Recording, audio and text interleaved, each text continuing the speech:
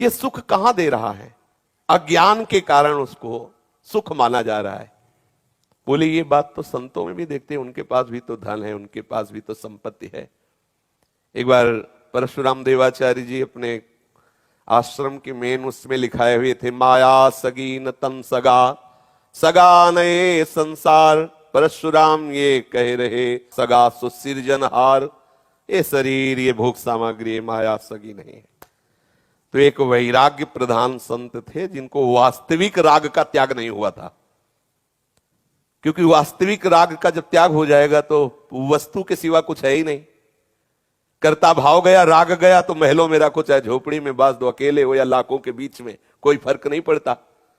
और जिसका आंतरिक राग नहीं त्यागा तो उसको अहम रहता है, पता है, जीवन हो गया रुपया नहीं छुआ। सच्चा त्यागी जो शरीर से हम मिटा दे, पांचों भूले देह सुधी, देह का राग छोड़ दे। परशुराम देवाचार्य जी से कहा कि आप सिंहासन पे बैठे हो, चकाचक माल छन रहे, घोट रहे हैं, सब राजे महाराजे का सा नक्शा है, कहते माया सगी न तन सगा। अब वो वैरागी साधु तो उसको कैसे समझावें? कोई संसारिक हो तो समझा दे, वैरागी तो लंगोटी लगाए, कमंडल लौकी का लिए हुए खड़ा है, अब उसको कैसे समझाएं? वहां भैया ठीक बात कही, उठ के चल दिए। बोले कहां चल रहे हो? बोले भ्रमण का मन है, छोड़ दिया, चलो। सब शिष्य परिकर थे, अकेले चले हो।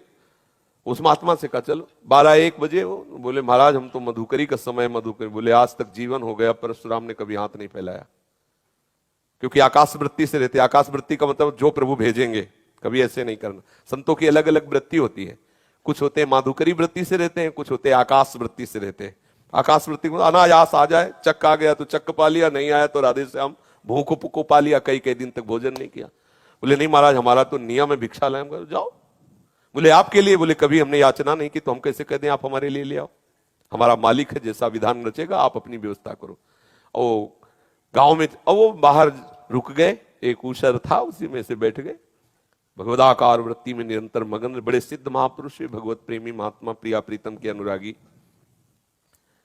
थोड़ी देर में उधर से राजा निकला, देखा अरे परशुराम देवाचार्य बैठे, साष्टांग दंडवत की। महाराज कैसे? बोले ऐसे हरि की इच्छा। बोले यहां कैसे बैठे? बोले अब यहीं बैठेंगे।